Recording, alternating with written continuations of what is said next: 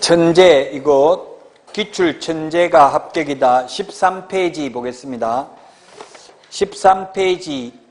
그리고 다음 주부터 기출 문제집 이것도 가지고 다니세요. 있는 분은 집에 놔놓지 말고.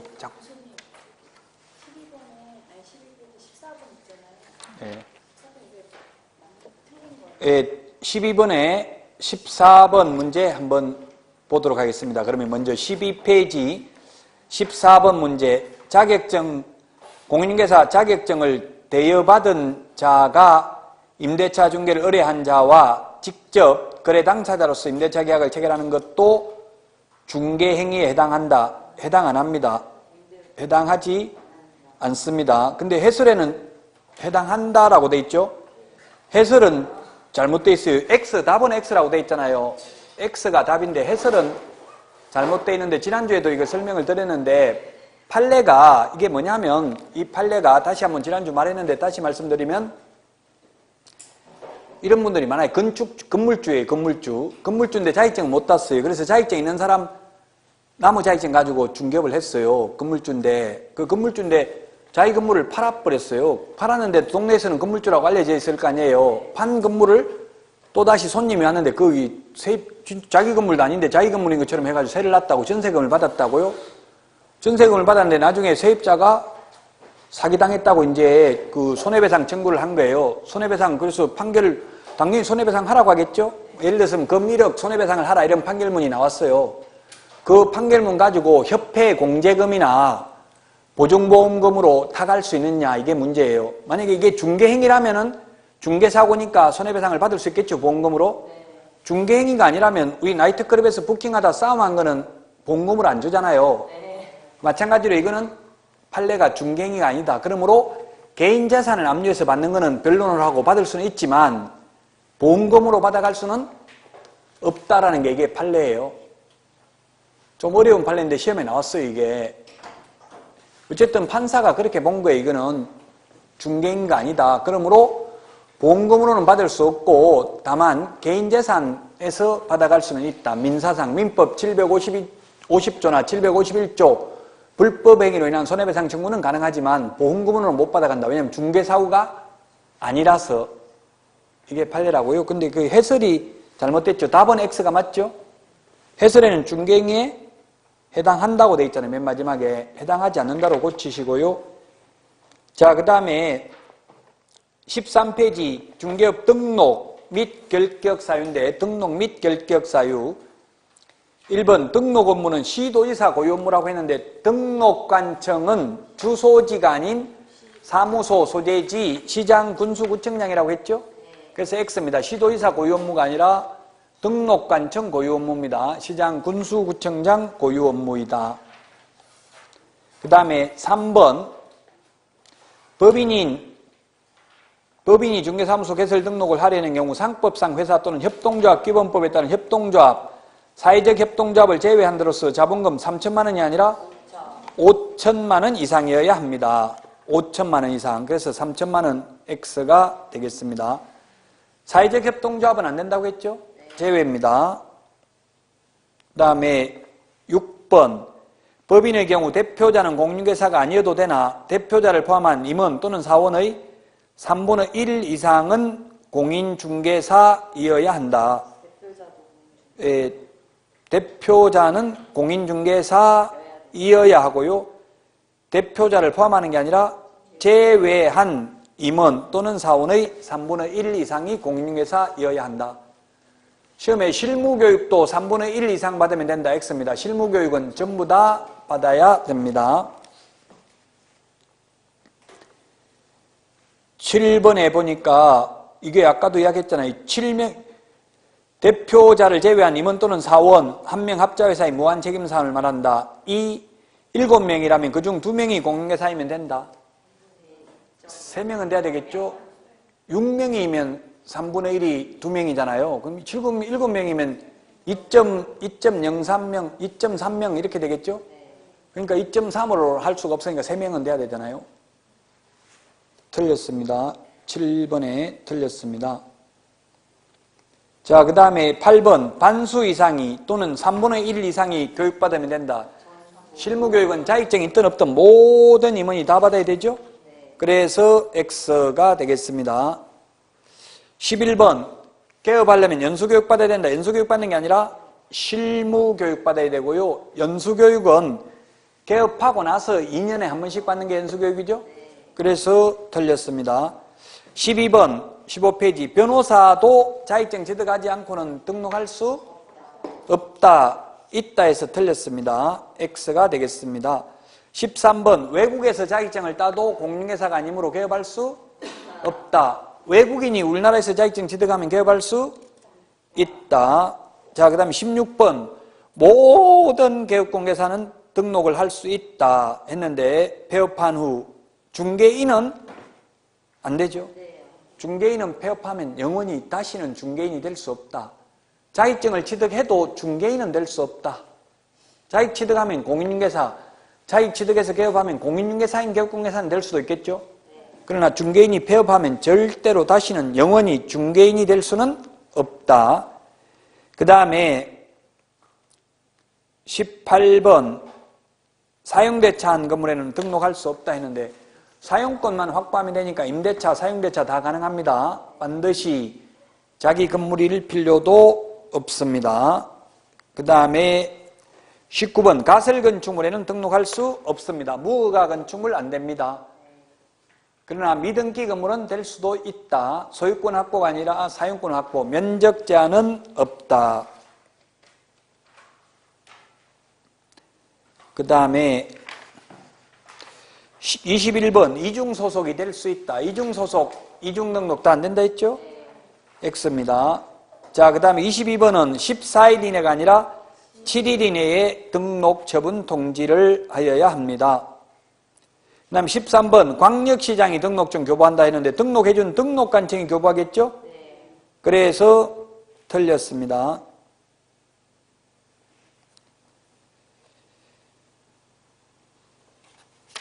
자, 그 다음에 17페이지 결격사유입니다. 17페이지 결격사유.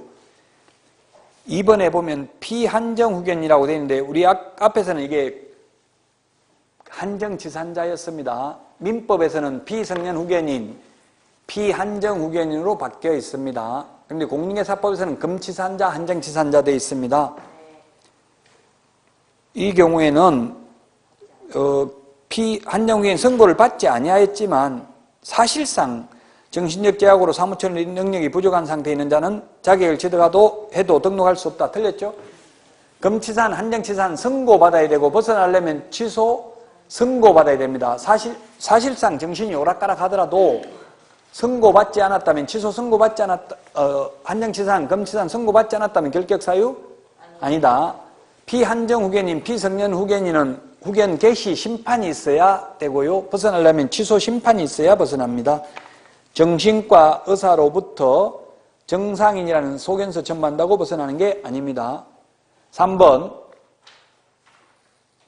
파산선고를 받고 복권된 자는 자격을 취득하여도 등록을 할 수 없다 했는데 복권되면 결격사유에서 벗어나니까 가능하죠? 파산선고는 복권이 되어야 합니다. 8번 도로교통법 위반으로 벌금받아도 결격사유가 아니라 이 법 위반으로 벌금을 선고받아야 됩니다. 9번 이 법 위반으로 벌금 300만 원 이상 선고받으면 3년 지나야 됩니다. 3년.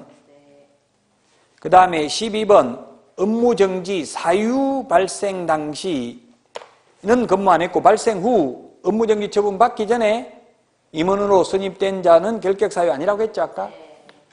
왜냐면 위반 행위할 때는 근무 안 했으니까 결격사유에 해당된다. 12번 X가 되겠고요. 그 다음에 16번 등록 기준에 미달되면 등록 취소되고 나서 3년 지나야 된다는 규정을 적용받지 않는다. 사망, 해산, 결격사유, 등록 기준 미달 3개는 3년 규정을 적용받지 않는다라고 했습니다. 그 다음에 20페이지 19번 결격사유 발생 시 등록의 효력은 당연히 소멸되는 게 아니라 등록을 취소해야 등록의 효력이 소멸됩니다. 다만 사망, 해산의 경우에는 등록 취소 없어도 그 순간 등록 효력이 소멸됩니다. 21번 개인 회생을 신청한 후 법인의 인가 여부가 결정되지 않은 공인중개사는 결격사유에 해당한다 했는데 파산 선고를 받아야 결격사유입니다. 회생 인가가 나도 결격사유가 아니고 인가 나지 않았다 하더라도 파산 선고 받았다는 말이 없는 한 결격사유에 해당되지 않습니다. 22번 자격 취소되고 4년이 지났으면 결격사유에 해당하지 않죠? 3년만 지나면 결격사유에서 벗어나잖아요. 자격 취소 3년, 등록 취소 3년, 이 법에 의해서 300만 이상 벌금 선고받아도 3년, 그 다음에 금고 이상 형을 선고받고 그 집행이 종료되거나 집행을 받지 아니하기로 확정되어도 3년만 지나면 되죠? 자, 그 다음에 20페이지 29번. 29번은 제가 아까 말을 안 했는데 이 법에 의해서 300만 이상 벌금 받은 경우는 본인이 잘못해서 받은 벌금만 해당되고 직원이 잘못해가지고 양벌 규정에 의해서 사장이 300만 이상 벌금 받아도 결격 사유가 아니라는 게 판례입니다. 그래서 29번은 X입니다. X. 제외합니다. 제외.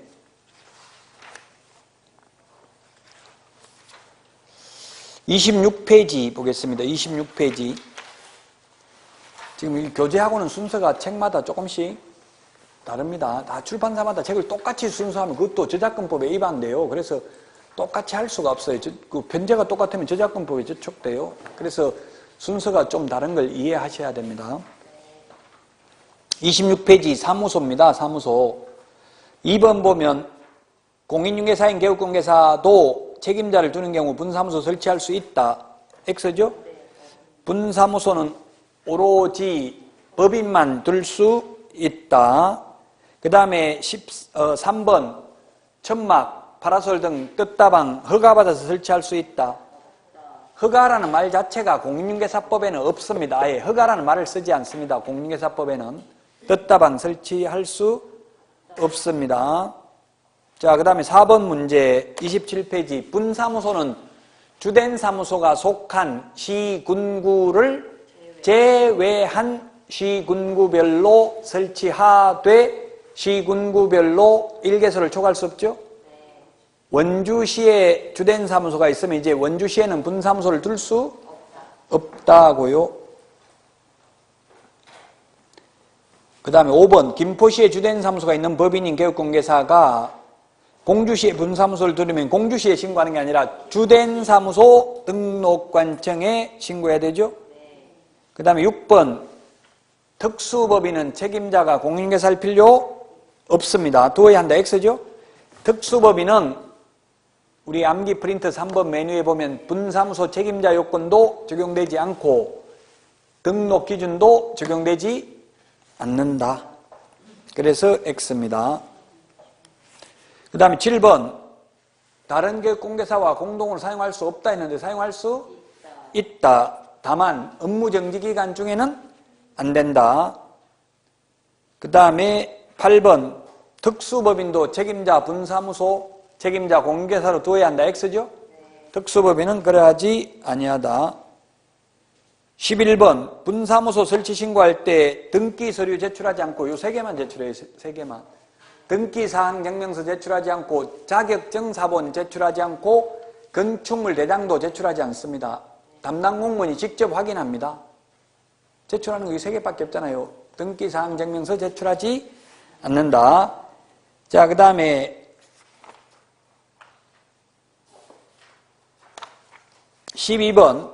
12번도 공동으로 사용하고자 하는 경우에는 그 사무소를 사용할 권리가 있는 개업공개사의 사용승낙서 제출하면 되죠. 그래서 X인데 이게 시험에 기출문제로 X로 나왔는데 이거 문제가 좀 있어요. 현실적으로는 주인 동의 받아오라고 하더라고. 제가 해보니까 현실적으로는 제가 따졌죠. 법에는 개업공개사 사용승낙서만 있으면 되는데 왜 해오라고 하냐. 그건 법에 어디냐 하니까 자꾸 그런 식으로 말 안 들으면 이 법 또는 이 법에 의한 명령 위반을 업무정지한다고 해서 더 이상 못 따졌는데 주인 동의 받아오라고 해요. 그래서 제가 헷갈릴까봐 말을 안 했는데 법에는 주인 동의 받아라는 말이 없어요. 개업공개사 사용승낙서만 있고 그럼 왜 현실적으로 주인 동의를 받으라고 하냐면 임대차 계약은 전대차 계약은 주인 동의 안 하면 그 효력이 없잖아요. 나중에 계약을 해지할 수도 있죠. 해지할 수도 있으니까 주인 동의를 받아 오라고 해요. 그 동의서는 따로 서식이 없더라고. 그냥 주인이 사인하고 동의했어 뭐 이렇게 적어도 되고, 어쨌든 주인 그냥 도장을 몰래 파가지고 찍든지 이렇게 해야 돼요. 서류상 현실적으로는. 그래서 여러분들이 건물주면 임대인 입장이라면은 그 사용 목적을 딱 특정하는 게 좋겠죠. 무슨 식당, 뭐 무슨 콩나물국 판 집 이렇게 해놓고, 그렇게 해놓고 나중에 거짓말 다른 거 팔면은 사용 목적 위반으로 계약을 해지할 수도 있다고요. 그럼 여러분이 만약에 세입자 입장이라면 그럼 너무 그렇게 구체적으로 적는 것보다는 식당 뭐 이렇게 해놓으면, 식당은 뭐 아무 식당이나 해도 되는 거잖아요. 이렇게 포괄적으로 뭐 2종 근린 생활시설, 식당 등, 뭐 식당 장사 안 되면 다른 거 할 수도 있도록, 예를 들면 2종 근린 생활시설 가령 예를 들면 이런 식으로 좀 포괄적으로 적는 게 좋아요. 그 뭐 어디 쓸 건지 주인은 딱 특정하는 게 좋고요. 그래서 어쨌든 시험에 나오면 다른, 여기 아까 이야기했어요. 여기 이전 신고할 때 B나 C가 이전 신고할 때 A 개업 공인중개사 사용승낙서를 제출해야 돼요. 시험에 나오면 건물주 사용승낙서가 아니라 그 사무소를 사용할 권리가 있는 다른 개업 공인중개사 사용승낙서를 제출하면 됩니다.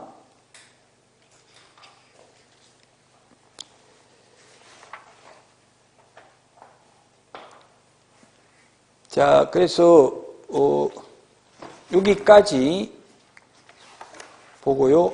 지금 우리 진도 나간 거는 이제 거의 다 했습니다. 아까 사무소 명칭 표시가 있는데 5개 광고물에는, 5개 광고물이 간판이라고 했죠? 5개 광고물에는 개업공개사 성명만 적으면 되고, 표시 광고, 공정하게 관한 법률에서 표시 광고, 임대문의 이런 거 할 때는 사무소 명칭, 소재지, 연락처, 성명 4개 다 적어야 된다는 것 기억을 하셔야 되겠습니다. 다음 주부터는 이거 기출문제집도 이거 가져다니세요. 이것도 좀 풀어보도록 하겠습니다. 어차피 가지고 있으면 이것도 가져다니가지고 한 문제라도 보는 게 안 보는 것보다는 훨씬 낫거든요. 네. 다음 주에 뵙고 오늘 여기서 마치도록 하겠습니다. 수고하셨습니다.